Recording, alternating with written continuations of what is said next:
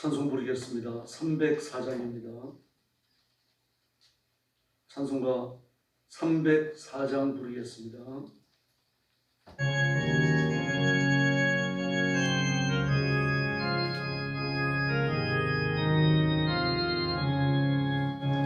고신 하나님의 사랑 홀로 다 형용 못하네. 높은 별을 넘어 이 낮고 낮은 땅 위에 죄범한 영혼 구하여 그 아들 보내사 화목제물 삼으시고 죄 용서하셨네. 하나님 크신 사랑은 측량다 못하네. 영원히 변치 않는 사랑 성도여 찬양하세. 외로운 시절 지나가고 땅 위에 영화쇠할 때 주 믿지 않던 영혼들은 큰 소리 외쳐부르고 주 믿는 성도들에게 큰 사랑 베푸소. 우리의 죄 사했으니 그은혜 잊을까. 하나님 크신 사랑은 측량다 못하네. 영원히 변치 않는 사랑 성도여 찬양하세.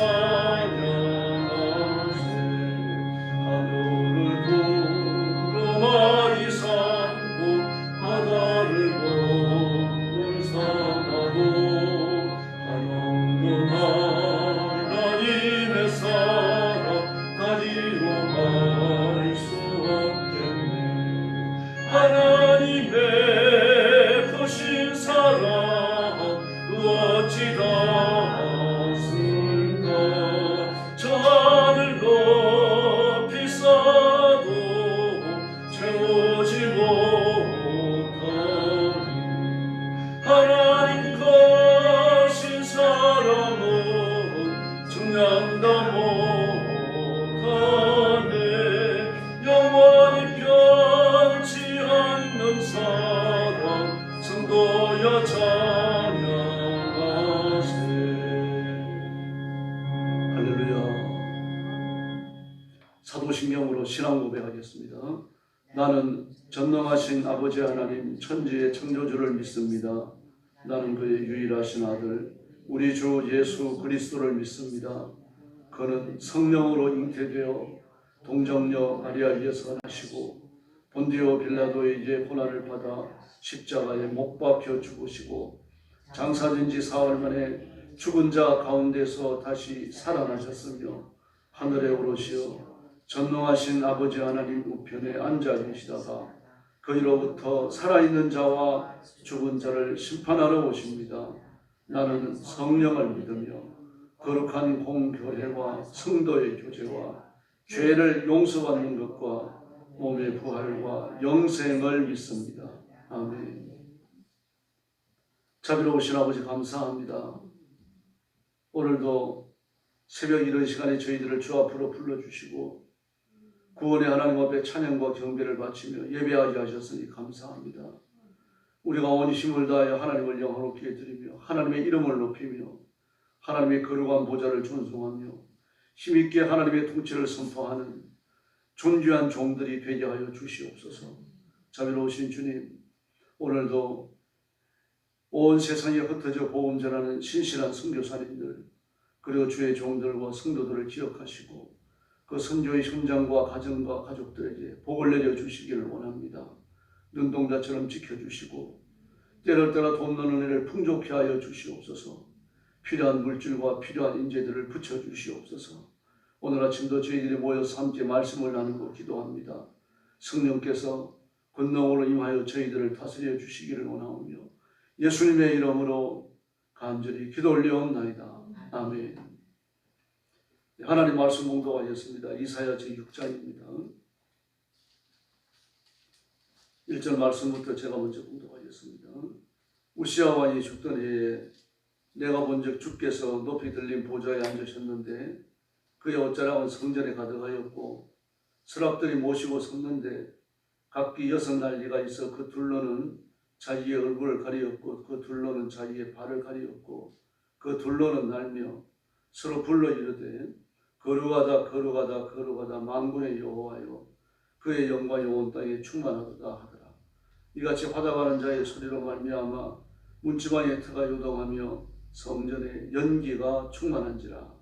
그때 내가 말하되 화두가 나여 망하게 되었도다. 나는 입술이 부정한 사람이요 나는 입술이 부정한 백성 중에 거주하면서 만군의 여호와이신 왕을 배웠음이로다 하였더라. 그때 그 수락 중 하나가 부젓가락으로 제단에서 집은 흰숫의 손을 가지고 내게로 날아와서 그것을 내 입술에 대며 이르되 보라 이것이 내 입술에 닿았으니 내 악이 제하여졌고 내 죄가 사하여졌느니라 하더라. 내가 또 주의 목소리를 들으니 주께서 이르시되 내가 누구를 보내며 누가 우리를 위하여 갈고 하시니 그때 내가 이르되 내가 여기 있나이다 나를 보내소서 하였더니 여호와께서 이르시되 가서 이 백성에게 이르기를 너희가 듣기는 들어도 깨닫지 못할 것이요 보기는 보아도 알지 못하리라 하여 이 백성의 마음을 둔하게 하며 그들의 귀가 막히고 그들의 눈이 감기게 하라 하였거늘 염려하건대 그들이 눈으로 보고 귀로 듣고 마음으로 깨닫고 다시 돌아와 고침을 받을까 하노라 하시기로 내가 이르되 주여 어느 때까지입니까 하였더니 주께서 대답하시되 성읍들은 황폐하며 주민이 없으며 가옥들에는 사람이 없고 이 토지는 황폐하게 되며 여호와께서 사람들을 멀리 옮기셔서 이 땅 가운데 황폐한 곳이 많을 때까지입니다. 마지막 절 같이 봅니다. 그 중에 10분의 1이 아직 남아있을지라도 이것도 황폐하게 될 것이나 밤나무와 상수리가 배임을 당하여도 그 거루터기는 남아있는 것 같이 거룩한 씨가 이 땅에 거루터기니라 하시더라. 아멘. 이사야 6장은 이사야의 소명에 관해서 말하고 그가 소명 이후에 해야 될 중요한 사역을 일러주십니다. 일어났던 때는 우시아 왕 때입니다. 우시아 왕이 죽던 해에 그랬습니다. 그러므로 이사야가 언제 받은 소명을 받게 되는지 아주 정확하게 이야기하고 있죠. 지금 이것은 이사야가 하나님의 성전에 들어가서 보는 환상이 아니고 그가 잠잘 때든지 기도 때든지 보는 환상입니다. 그래서 내가 먼저 그랬습니다. 기도나 잠잘 때라는 이야기입니다. 주께서 높이 들린 보좌에 앉으셨는데 주는 하나님을 말합니다. 여호와 하나님. 여호와 하나님께서 성전 안에 높이 들린 보좌에 앉으셨는데 그의 옷자락이 온 성전에 가득했다 그랬습니다. 하나님은 영이시니 옷을 필요로 하는 분이 아니시죠. 그러나 옷을 입으셨다라고 하는 것은 인간의 몸을 가진 이사야와 대등한 입장에서 대화를 나누시기 위해서입니다. 그것은 이제 하나님이 어떤 분이신지 이사야가 육신적으로 시각적으로 이해할 필요가 있는 거죠. 다시 말해서 관념의 세계에서 이루어지는 것은 현상화하기가 쉽지 않습니다. 생각의 차원에 머물러 있기 때문에요. 그러나 이것이 우리의 이성적 과정을 거쳐가지고 현실화되어 눈앞에 나타나게 되면 그때는 달라지는 겁니다. 머릿속으로야 만리장성을 쌓을 수 있죠.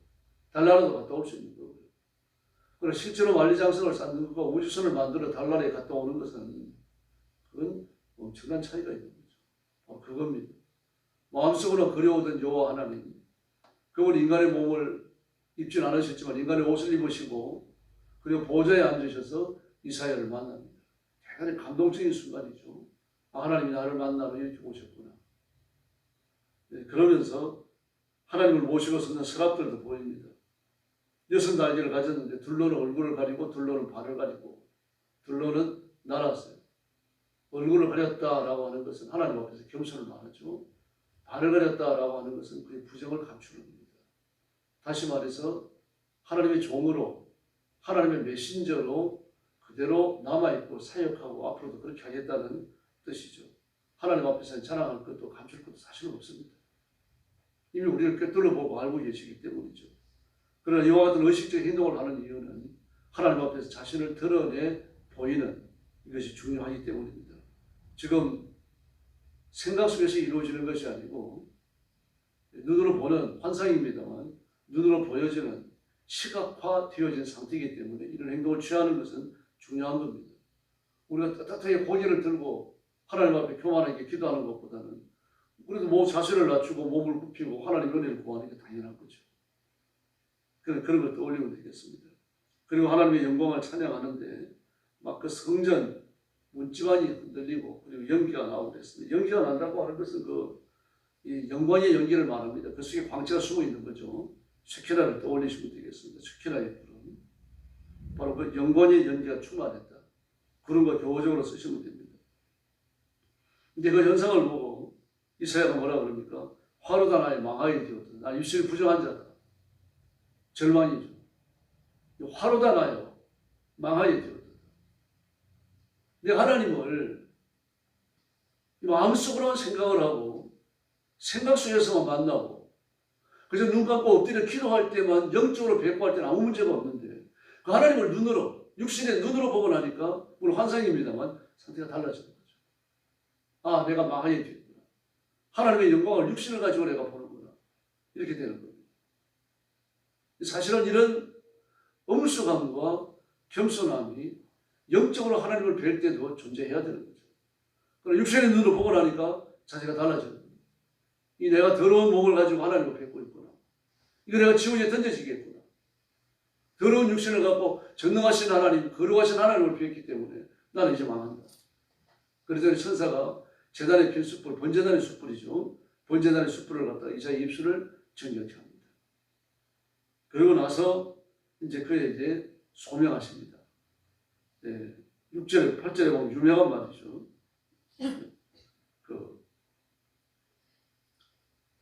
내가 누구를 보내면 누가 우리를 위해 갈고 내가 누구를 보내면 누가 우리를 위하여 갈고 이사야를 부르시는 겁니다. 그런데 이사야에게 일을 해라 그렇게 말씀하지 않으십니다. 왜 그렇습니까?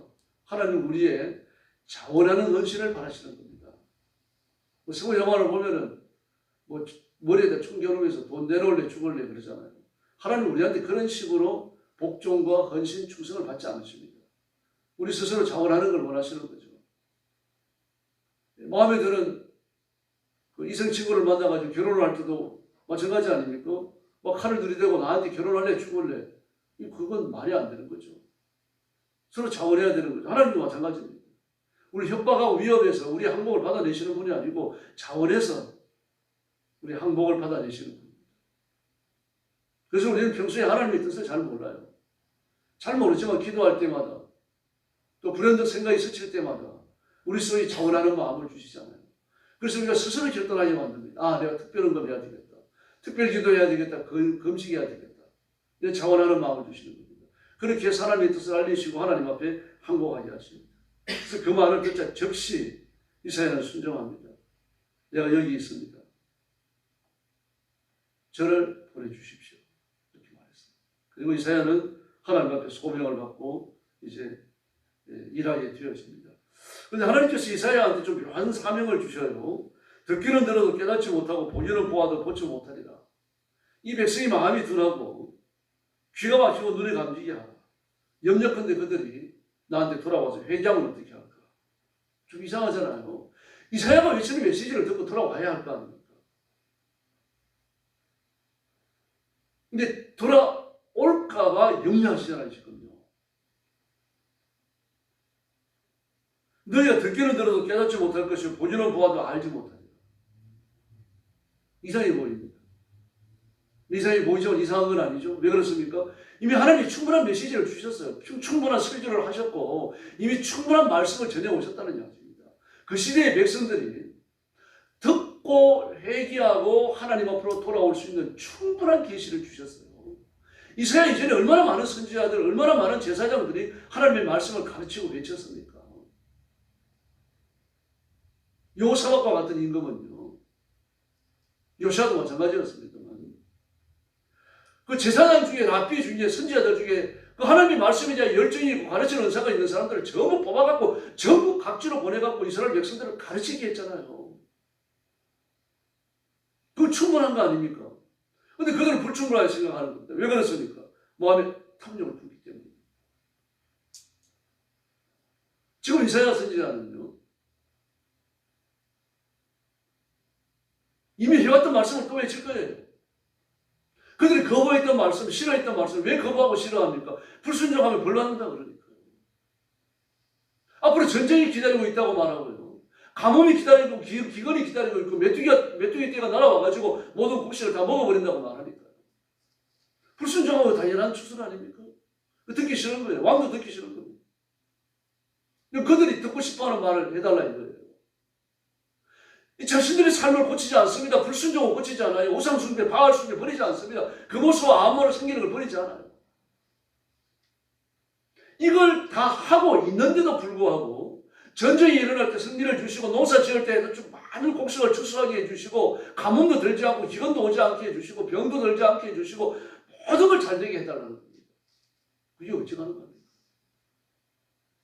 그래서 이스라엘은 나가서 막 목이 터지라고 외치잖아요. 회개하고 돌아오지 않으면 전쟁이 일어나. 다 잡혀간다. 왕은 눈이 빠진다. 포로처럼 쇠사슬에 묶여서 끌려간다. 아주 강력한 메시지를 외칩니다. 그러므로 이 메시지를 다시 외치라는 얘기예요. 내가 이미 이 백성들에게 주었던 메시지를 너한테 준다. 너도 이 메시지를 외쳐라. 새로운 게 아니다. 이걸 듣고 회개하고 돌아와야죠.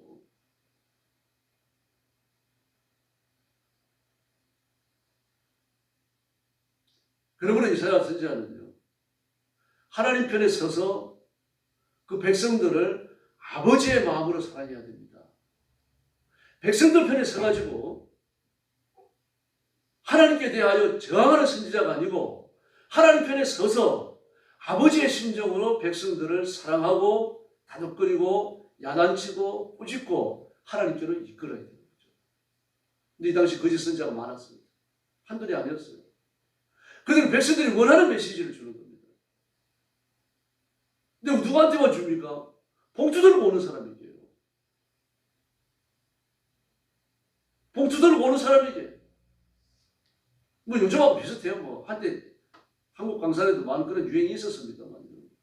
중요한 일을 앞두고 자식들 일을 앞두고 무슨 사업을 한다, 가지를 낸다, 애들이 뭐 이렇게 학교에 진학을 한다, 그런 무슨 점쟁이 찾아가듯이 그런 습관을 가지고서 돈 봉투 갖고 예언기도 해달라고 찾아왔잖아요.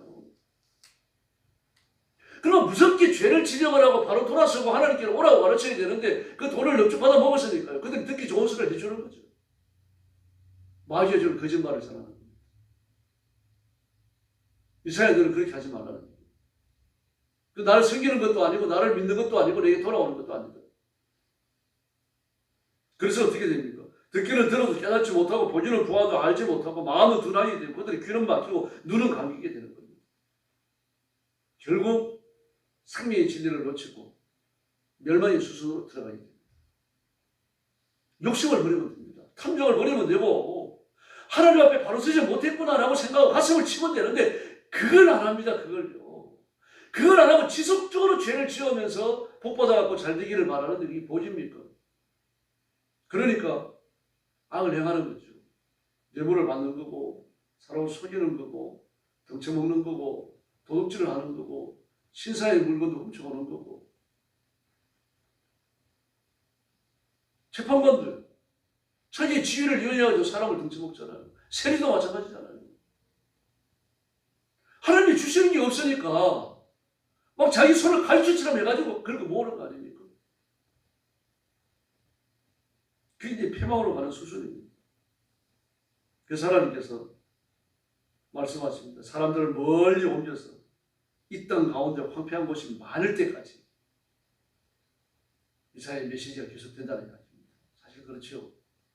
느부갓네살의 침략 직전에 이사야는 이제 하나님께 부름을 받고 천국 갑니다. 그리고 예레미야는 말씀을 외치며 나라가 망하는 걸 다 봅니다. 그리고 예루살렘, 바벨론도 잡혀가지는 않아요, 예레미야는요. 그리고 그곳에 남아가지고 남은 사람들이 그래도 정신을 못 차리는 겁니다. 나라가 망하고 전쟁이 3차례 4차례에 걸쳐가지고 벌어지고 막 하나님의 성전이 다 무너져 버리고 성벽도 무너지고 말입니다. 그 지경이 됐는데도 계속해서 죄를 짓고 애국으로 도망을 가려고 그러고 하나님 앞에 회개하잖아요. 누가 회개합니까? 그렇듯이 무지하게 서민들이 회개하고 주님 앞으로 돌아옵니다. 그래서 오늘 13절에서 뭐라 그럽니까?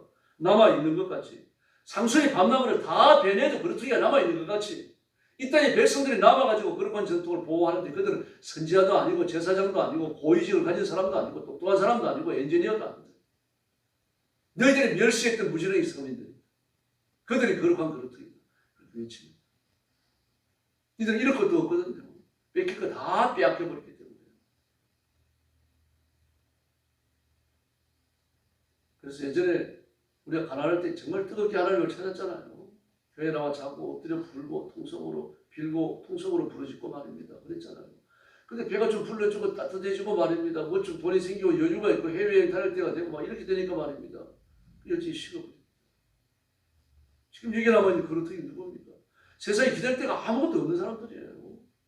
이미 가지고 있는 재산은 그 악동한 사람들이 다 뺏겼죠. 전쟁이 일어나서 악동한 사람들 다 잡혀가고 나니까 이 세상에 소망을 둘 것이 없는 그 사람들만 남은 겁니다.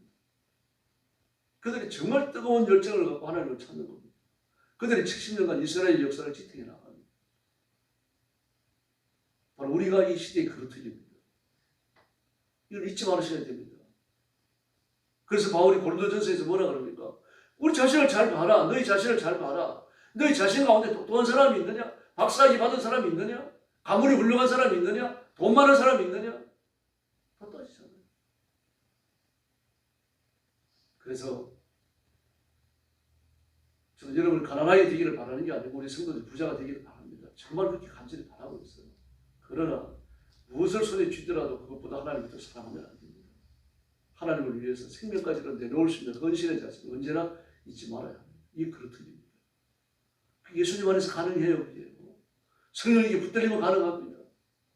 뜨거운 마음으로 주님을 사랑하시고 우리 남은 생애가 헌신의 발자취가 되게 해주시고 하나님 앞에 섰을 때 상받는 성도들이 되기를 예수님의 이름으로 축원합니다. 기도하겠습니다. 자비로우신 아버지 하나님 감사합니다. 우리가 별로 가진 것도 없으면서 교만할 때가 있습니다. 저희들을 용서해 주시고 오직 소망을 하나님께만 두고 온 열정을 다하여 예수님 붙들고 십자가 의지하며 인생을 살아가도록 도와주옵시기를 간곡히 원합니다. 별로 내놓고 자랑할 것도 없는데 이것이 자랑스러워가지고 인간이 힘을 앞세우는 일 절대로 없게 하여 주시옵소서. 하나님께서 천만금을 주시더라도 병들지 않는 육신을 주시더라도 그것 때문에 교만해지지 않게 하시고 오히려 더 겸손해지며 십자가 붙들고 하나님 앞에 더 많이 엎드리는 깨어있는 성도들 되게 하여 주옵소서. 그러기 위하여 믿음의 부유함을 주시고 성령의 권능을 부어주시기를 원합니다. 한 걸음 한 걸음 걸어가는 인식의 자체가 십자가가 되게 하시고 예수님을 닮는 삶이 되게 하시고 마침내 예수 그리스도의 장성한 분량에 도달해서 천국에 들어갈 수 있도록 도와주시옵소서. 자비하신 아버지 오늘도 기도하기 위하여 왔습니다. 아무도 빈 마음으로 가지 마시고 힘을 다하여 부르짖고 기도하여 응답받게 하시고 또 수요일 밤에 함께 모여 은혜 받고 사실은 하나님을 만나는 귀한 날이 되도록 복을 내려 주시옵소서. 오늘 새벽 기도에 새 능력을 부어주시기 원하옵고 예수님의 이름으로 간절히 기도 올리옵나이다. 아멘. 주기도 드리겠습니다. 하늘에 계신 우리 아버지, 아버지의 이름을 거룩하게 하시며 아버지의 나라가 오게 하시며 아버지의 뜻이 하늘에서와 같이 땅에서도 이루어지게 하소서. 오늘 우리에게 일용할 양식을 주시고 우리가 우리에게 잘못한 사람을 용서하여 준 것 같이 우리 죄를 용서하여 주시고 우리를 시험에 빠지지 않게 하시고 악에서 구하소서. 나라와 권능과 영광이 영원히 아버지의 것입니다. 아멘. 합심 기도하겠습니다. 자비하신 아버지 하나님 은혜를 감사합니다. 오늘 아침도 주의 손에 이끌려 주 앞에 나왔습니다. 우리 주의 사랑하는 성도들 영상으로 예배 참여하는 성도들 다 기억해 주시고 잠전에 들으는 성도들까지